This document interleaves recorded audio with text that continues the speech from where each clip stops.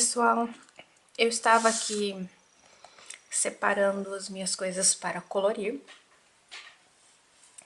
e eu comentei com algumas pessoas que esse desenho meu do tronco aqui no livro Floresta Encantada da Johanna acabou se transformando num laboratório de giz de cera.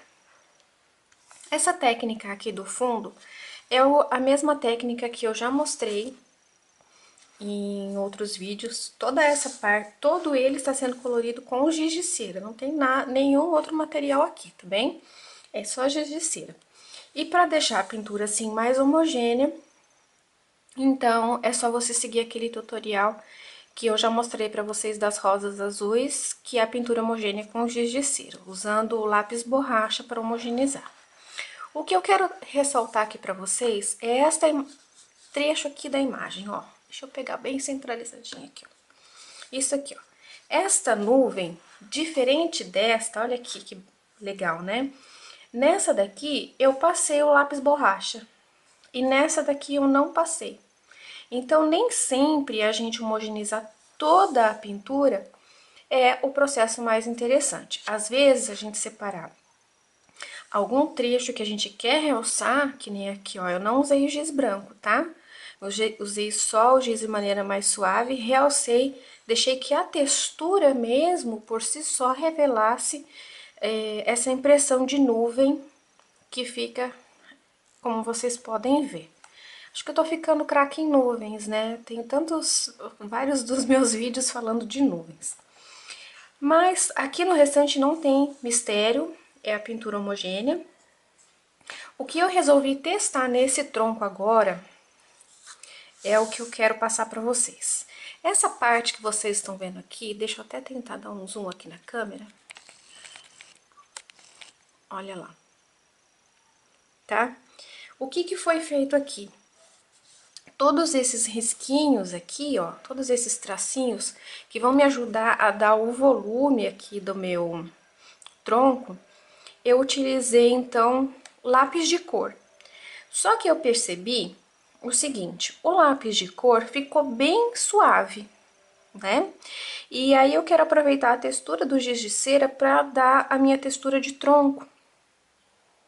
Só que acontece que eu achei que ainda não ficou realçado como eu queria.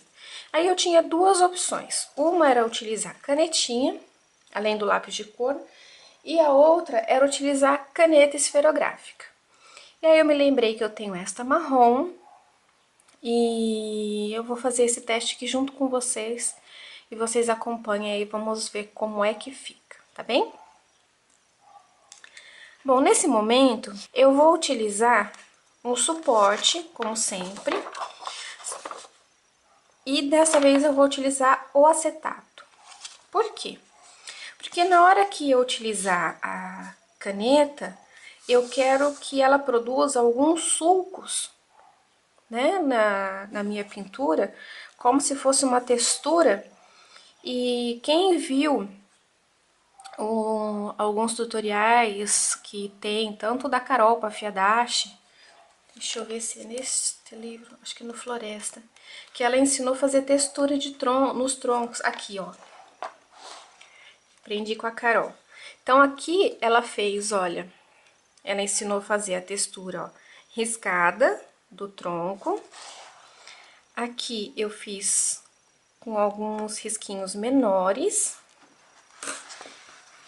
E neste outro aqui que vai dar pra ver melhor, olha, com riscos maiores. E ela nos ensinou a fazer isso, então a gente risca. Depois eu assisti num outro vídeo da Sasha Braga, ela faz o mesmo processo numa cerquinha de uma página dupla. Só que o que a gente faz nesses casos aqui, antes de começar a pintura, faz esses riscos ou com um palitinho de dente, ou com um boleador de ponta fina, ou uma caneta esferográfica sem tinta. E aí, quando você pinta com lápis de cor, acontece isso, olha. Né? A gente tem esses veios aqui marcados como se fossem uma textura, porque o papel aqui fez marcas no papel. E aí o lápis pega por cima e nessas partes fundas aqui ele não vai pegar. Por isso que ele produz essa textura. E daí eu fiquei pensando que eu poderia fazer a mesma coisa aqui no tronco. Só que eu não quero que apareça o fundo branco do tronco. Eu quero que esses traços aqui apareçam coloridos. Então eu pensei, por que não a caneta esferográfica com tinta?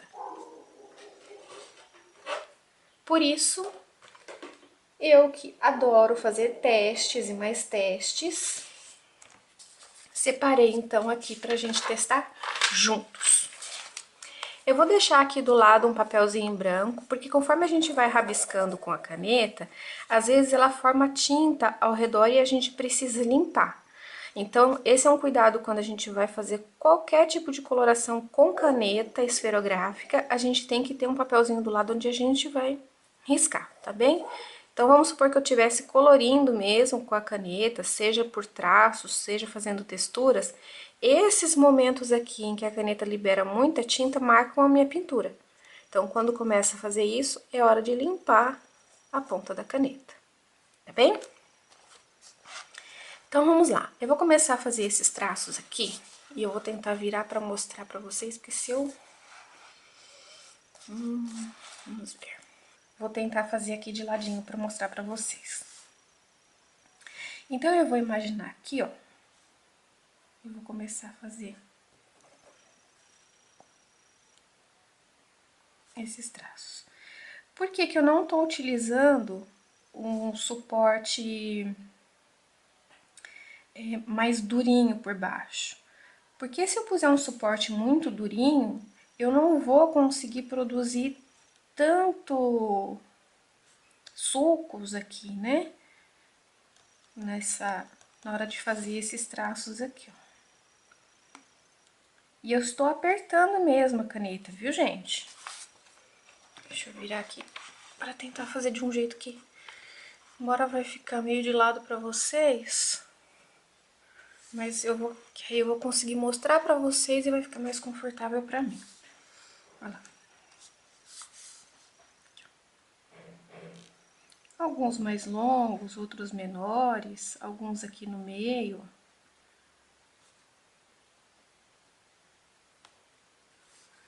E eu vou, então,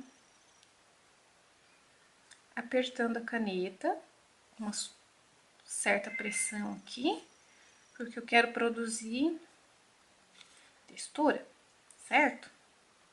Vamos lá.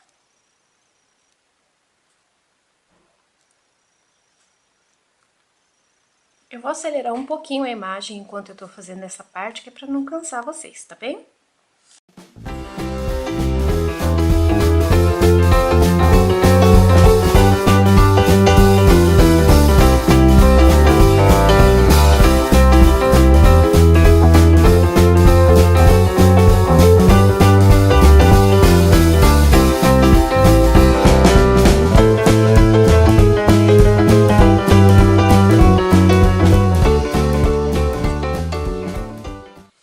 Pronto. Agora que eu já fiz toda essa parte dos meus traços, você pode fazer mais, pode fazer menos, tá? Pode fazer eles assim, de uma forma que eles vão dar o movimento dessas ondulações que o próprio tronco da árvore tem, tá bem? E aí, nós vamos então para a segunda parte, que é então quando entra os meus deliciosos giz de cera. E aí, para essa outra parte, eu já quero um suporte mais rígido, então eu vou tirar a minha folha de acetato, porque agora eu não quero nada homogêneo. E aí, eu separei, então, a minha lâmina de fórmica fosca, e o verso da lâmina de fórmica, ele tem uma textura, que é toda riscadinha. Só que, como o meu tronco, eu estou priorizando os traços na horizontal, eu vou apenas virar a minha lâmina e eu vou ver se isso daqui, de repente, me ajuda a produzir um pouco mais de textura.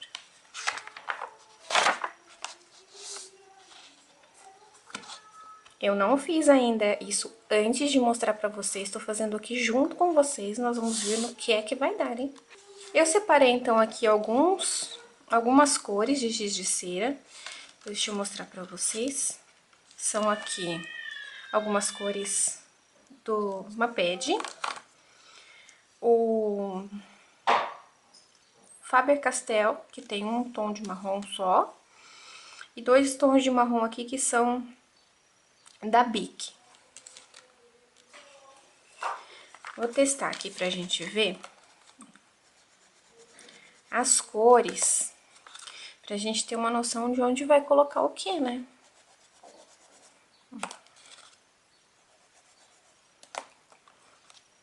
Então, olha que bacana. Só nos marrons, a gente já tem aqui uma noção das cores que a gente tem. Um pretinho básico e um verde oliva para dar um toquezinho. Então, agora que eu já sei todas as cores que eu tenho aqui separadinhas, eu vou começar, então, pela cor mais escura que eu tenho, que no caso é esse aqui da Bic. Tô fazendo com estes, que são giz de cera mais comuns que vocês conseguem encontrar, tá bem? Senão eu poderia ter uma opção de mais cores se eu pegasse os meus giz de cera da Crayola, mas eu quero deixar uma opção bem fácil pra vocês. Eu vou começar fazendo essa parte que é mais escura aqui do tronco, tá vendo? Então, eu vou pegar e vou fazer isso nesses veios com a minha cor mais escura de giz de cera. Eu vou apertar um pouquinho aqui. Como eu já falei pra vocês, o giz de cera não é um material de precisão. Por isso, para esse momento aqui, em que eu quero fazer um traço que fique com um aspecto esfumado, ele é ideal. Olha. Porque ele não vai ficar aquele traço marcadinho, certinho, dividindo ali as partes do meu tronco. Mas ele vai realçar aqui.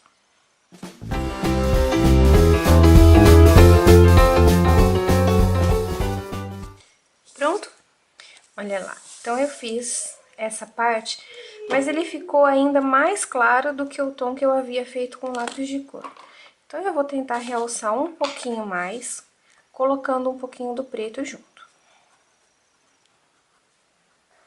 Como a gente sabe, a gente precisa de cores mais escuras, onde a gente quer dar mais profundidade. Vou passar o preto mais leve, porque eu não quero que ele fique muito preto, eu quero que ele apenas escureça o marrom que eu coloquei. Não quero que ele se sobressaia ao marrom. E o giz de cera é legal nesse ponto, porque quando a gente vai passando uma cor sobre a outra, elas conseguem mesclar, né? Justamente por causa da maciez do produto e por causa da textura. Então, como ele tem essa textura, onde tem textura a gente consegue mesclar melhor as cores. É mais difícil você conseguir mesclar cores em um lápis de cor mais duro, por exemplo, do que no giz de cera ou em algum outro lápis que seja mais macio, tá? Aí, o que a gente vai fazer? Se vocês estiverem escutando uns gritinhos de criança, é minha sobrinha que tá em casa hoje, que é domingo, mas eu quero aproveitar esse tempinho pra gravar pra vocês. Eu vou com a mão bem leve, com o preto mesmo ainda, porque eu já percebi que as minhas cores escuras ainda são insuficientes para escurecer o quanto eu quero. Vou fazer as minhas áreas de sombra aqui, ó.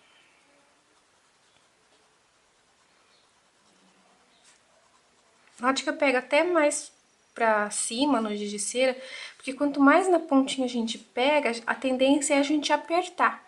E quando a gente afasta um pouco, a gente consegue um pouco mais de leveza na mão. Então, fica essa dica também pro pessoal que às vezes tem colorido e tem pego no lápis muito na pontinha. Você acaba perdendo um pouco esse controle da leveza da mão. Então, tenta pegar um pouquinho mais distante no lápis, ou mesmo quando for trabalhar com o giz, pra levitar essas pedras aí, né? Olha lá.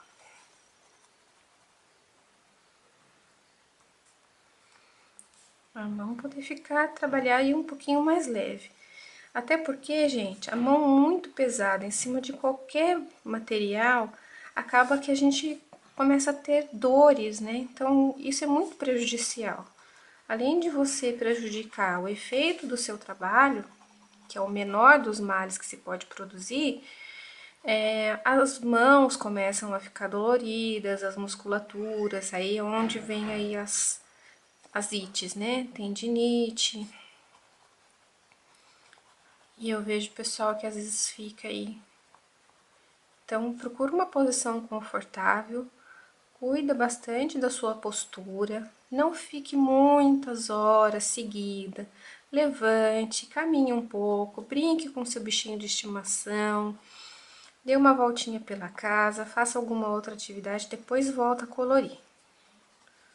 Não fica o tempo todo sentado aí em volta, não, que você vai acabar se prejudicando. Nós queremos você aqui, colorindo, feliz da vida junto com a gente.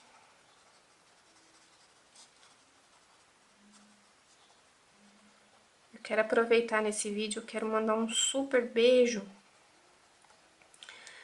para Maria Helena Polinário. A Maria Helena colore bastante mandala. Lena, vou fazer um vídeo mostrando como colorir mandalas com giz de cera, especialmente para você, viu? A Lena teve um problema aí com as mãos, teve que operar.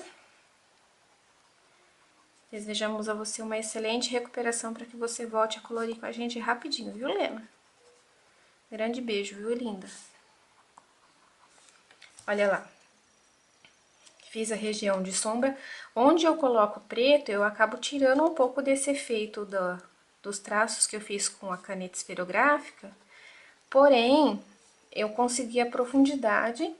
E agora eu vou trabalhar, então, com as outras cores mais claras, pra gente poder fazer as áreas de luz. Esse aqui é o Dune, da Maped. Vou passar de levinho. Porque agora, onde eu trabalho com as cores mais claras, eu vou realçar, então, aquele trabalho que eu fiz com a caneta esferográfica. O que eu estou percebendo aqui, pessoal? Que o fato de eu ter utilizado a caneta esferográfica me permitiu produzir esses traços mais finos. Porém, nem a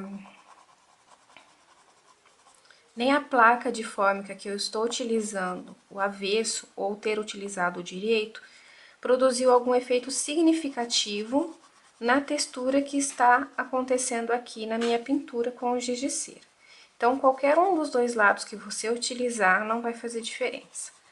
O que está fazendo diferença da caneta que eu utilizei é que os traços foram mais fáceis de fazer e talvez com o lápis de cor eu conseguiria mostrar algum efeito maior. Com o giz de cera, se você quiser que ele apareça, os traços apareçam mais fortes ainda do que isso, eu recomendo que você faça um teste, eu vou fazer depois em algum outro momento, com caneta hidrográfica, em vez da esferográfica. Que aí pode ser canetinha comum, se você quiser mais grosso ainda, ou pode utilizar as Stabilo, ou similares a Stabilo, que são as canetinhas hidrográficas de ponta bem fina, tá? Eu vou passar agora, deixa eu ver aqui, pro marronzinho da Faber-Castell. Vou produzindo um degradê, né? Eu vou continuar colorindo e mostrando aqui pra vocês, mas vou acelerar um pouquinho a imagem, colocar uma musiquinha, porque se eu ficar falando o tempo todo, vocês vão se cansar de me ouvir.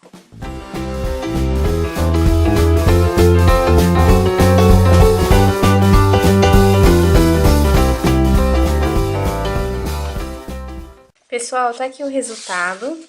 Eu não filmei todo pra vocês, porque o processo que eu usei para colorir foi o mesmo processo que vocês viram ali nas imagens aceleradas. Deixa eu virar aqui para tentar tirar o brilho. Então, assim, a maior diferença que ficou, apareceram os traços mesmo com lápis de cor. Então, quem preferi fazer com a caneta ou com o lápis de cor, lembrando que esse caso, o lápis de cor tem que ser um lápis de cor bem durinho. Eu utilizei os lápis da Staedtler, mas quando a gente vira um pouquinho a folha, eu não sei se eu vou conseguir mostrar aqui no vídeo pra vocês, mas os sulcos produzidos com a caneta deram um efeito muito mais intenso, muito mais bonito do que os sulcos produzidos. Queria que vocês vissem, não dá pra eu saber se vocês estão vendo, do que os sulcos produzidos com o lápis de cor, tá bem? Então, essa é a dica que eu quero deixar pra vocês nesse vídeo, que é a gente colorir, aproveitar a textura que o giz de cera produz para criar alguns efeitos. Então, apesar da gente muitas vezes falar assim, eu não gosto do giz de cera por causa da textura, eu não gosto porque fica granulado. O efeito granulado, quando você quer fazer imagens como tronco, por exemplo, podem produzir efeitos bem bonitos. Então, vale a pena experimentar e quem sabe você gosta. Espero que vocês tenham gostado desse vídeo sobre giz de cera. Que façam. E, gente, quando vocês fizerem, mandem pra mim na minha fanpage, Gabi Marangoni, no Facebook. Ou mandem inbox, em mensagem pra mim, que eu tô montando uma galeria e quero ver o trabalho de vocês lá. Algumas pessoas já fizeram e eu quero mandar um super beijo. Deixa eu ver, dessa vez eu anotei, eu fiz a cola. Aqui, a Viviane Moura, que disse que não conhecia o meu canal ainda. Vivi, seja muito bem-vinda, meu amor.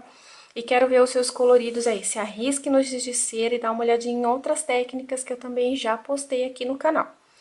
A Camila Machado, Camila, seu dragão ficou show, tá? Ela fez com base na técnica que a gente ensinou aqui no canal, no vídeo Pintura Homogênea com Giz de Cera. Se você não assistiu, corre lá e assiste, põe em prática que fica muito bacana. A Stephanie T. Soria, acho que é assim que lê. Stephanie disse que estava procurando vídeos de giz de cera e ficou surpresa, ele ficou feliz, né, Stephanie, de ter encontrado então os vídeos. Então fique de olho aqui, Stephanie, que eu tô produzindo vários vídeos mostrando para vocês diversas formas da gente utilizar e explorar esse material, que é um material barato, é um material gostoso de trabalhar, uma técnica limpa e uma pintura super rápida, com efeito bem bonito. Não é porque é rápido e nem porque o material é barato que não dá pra fazer coisa bonita, né? Então tá bom, gente, eu volto com novos vídeos pra vocês. Um grande beijo, obrigada. Se inscreve no canal, clica em gostei. Opa, é com essa mão, porque lá está assim, né? Não, clique em gostei aqui embaixo, que isso ajuda a divulgar o canal, incentiva a gente a fazer cada vez mais vídeos pra vocês. Se inscreve, que assim você vai ser notificado cada vez que a gente postar um vídeo novo aqui no canal e assim você pode acompanhar. Quero ver o trabalho de vocês, hein? Um grande beijo, gente. Até o próximo vídeo.